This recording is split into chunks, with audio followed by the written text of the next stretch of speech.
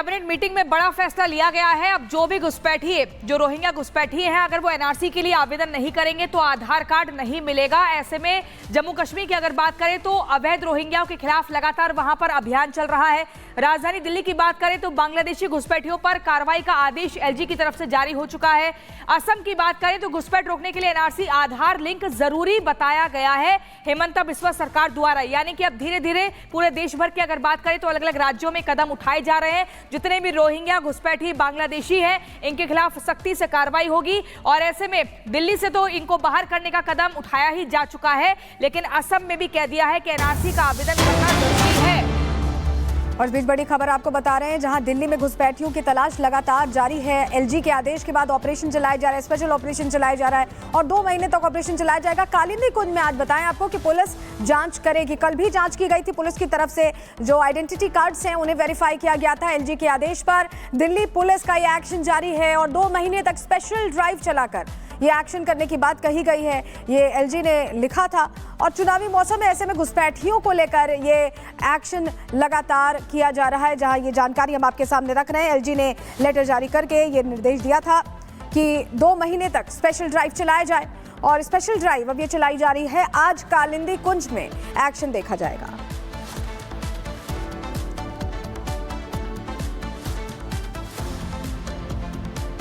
तो एलजी के आदेश पर दिल्ली पुलिस ये एक्शन कर रही है। कालिंदी कुंज के स्लम एरियाज में पुलिस जांच के लिए पहुंचेगी। तो वो एरियाज जहां कहा जा रहा है कि घुसपैठियों ने अपना ठौर ठिकाना बना लिया है, वहां पर ये एक्शन जारी है और 2 महीने तक स्पेशल ड्राइव चलाई जाएगी। लेकिन असम को लेकर जो हमने आपको जानकारी दी, इसी से जुड़ी है। और ऐसे में वहां पर कैसे आधार बनेगा, कैसे आप अपने डॉक्यूमेंट्स को लेकर सजग रह सकते हैं, आपको बताते हैं। यूआईडीआई के पास आधार के लिए आपको आवेदन करना है और आवेदन को वेरीफाई करेगी ये संस्था और उसके बाद ही आप आगे प्रोसीड कर पाएंगे। वेरीफाई करने के लिए असम सरकार को पत्र भी यहां भेजा जाएगा और लोकल ऑफिसर आवेदक की जांच भी करेंगे, उसकी जो आइडेंटिटी है उसकी जांच करेंगे और एनआरसी में आवेदन की पुष्टि करेंगे ये ऑफिसर।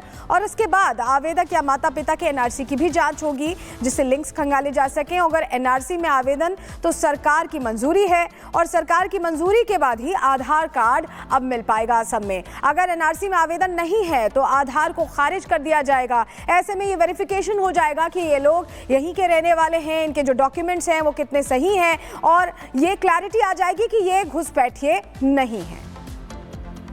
तो असम में कैसे बनेगा आधार, ये आपको सलोनी बता रही थी। लेकिन आधार पर हेमंता का फैसला क्यों, आपको ये भी बता देते हैं। राज्य में घुसपैठियों की पहचान के लिए सटीक कदम इसको माना जा रहा है। इसके अलावा असम में बांग्लादेशी और रोहिंग्या की घुसपैठ लगातार बढ़ती जा रही है। एक बड़ी समस्या वहां की सरकार के सामने। जी हाँ, आधार होने से घुसपैठिए खुद को मूल निवासी बताते हैं और इसी वजह से लगातार घुसपैठिए लगातार बढ़ते हुए नजर आ रहे हैं। और वहां पर कानून को लेकर के भी एक बड़ा सवाल खड़ा होता है। एनआरसी से राज्य के मूल निवासियों की पहचान का भी काम किया जाएगा। इसलिए हेमंता बिस्वा शर्मा की सरकार की तरफ से कैबिनेट मीटिंग की गई।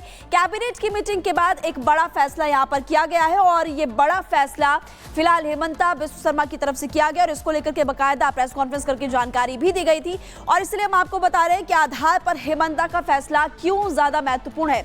महत्वपूर्ण इसलिए क्योंकि घुसपैठियों की संख्या लगातार बढ़ते हुए नजर आ रही है और ऐसे में लगातार हम देख रहे हैं कि क्राइम भी वहां पर बढ़ रहा है और इसी को लेकर के अब सरकार का यह बड़ा फैसला है। और इससे पहले हमने आपको यह भी बताया कि आधार कैसे बनेगा।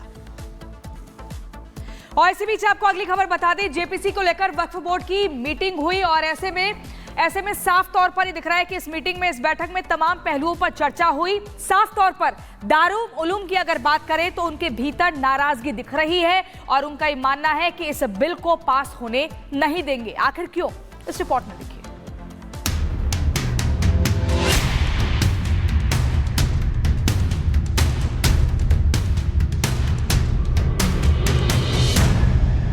वक्फ पर जेपीसी का मैदान तैयार, पर तकरार अब भी बरकरार। वक्फ बिल संसद में पेश होने के बाद से ही जेपीसी की टेबल पर लंबित पड़ा है। एक के बाद एक बैठकें हो रही हैं, लेकिन अब तक सभी दल एक मत नहीं हो पाए। वक्फ बिल संशोधन को लेकर बनी जेपीसी की बैठक हुई। बैठक में दारुल उलूम देवबंद का प्रतिनिधिमंडल भी शामिल हुआ। प्रतिनिधिमंडल ने वक्फ बिल को खारिज कर दिया। मीटिंग में मौलाना अरशद मदनी ने करीब 2 घंटे तक अपनी बात रखी। मौलाना अरशद मदनी ने इस दौरान कहा कि अगर ये संशोधन आए तो मुसलमानों की इबादत गाहें महफूज नहीं रह जाएंगी। साथ ही अरशद मदनी ने कहा कि मुल्क में इतनी पुरानी मस्जिदें और इबादत गाहें हैं जिनका अब कई सौ बरस बाद ये बताना मुश्किल है कि इनके वाकिफ कौन है। इस संशोधन में कई बड़ी खामियां हैं जिसको लाने के पीछे की नीयत ठीक नहीं है। हालांकि जेपीसी के अध्यक्ष जगदम्बिका पाल का कहना है कि उन्होंने दारुल उलूम देवबंद की ओर से दिए गए सुझावों को नोट किया है। कमेटी में दारुल उलूम देवबंद आया और उसको हम लोगों ने जेपीसी में इसलिए बुलाया था कि एक देवबंद का जो दारुल उलूम है वो करीब 150 साल पुराना है। और वहीं सदन की कार्रवाई शुरू हो चुकी है। इस बीच गिरिराज सिंह कुछ कह रहे हैं, सुन लेते हैं क्या कह रहे हैं। जिन्होंने बयान दिया था उनके बयान को लेकर काफ़ी आवाज़ें उठ रही है। अब ऑपोजिशन ने एक इम्पीचमेंट मोशन, एक नोटिस पर साइन किया है इसको लेकर कि एंटी मुस्लिम रिमार्क्स दिया हुआ है उन्होंने। देखिए, मैं फिर कह रहा हूँ, जो शेखर जादव जी माननीय न्यायाधीश महोदय ने जो बयान दिया है वो बयान 200% सही है। और उस बयान में ये देखने की ज़रूरत थी कि वो कहाँ दे रहे थे, किस मंच पर दे रहे थे।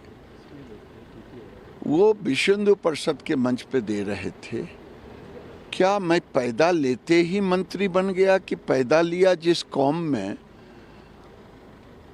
जिस समाज में उसके प्रति मेरे अंदर दर्द पीड़ा नहीं होगी। वो एक सही मंच था।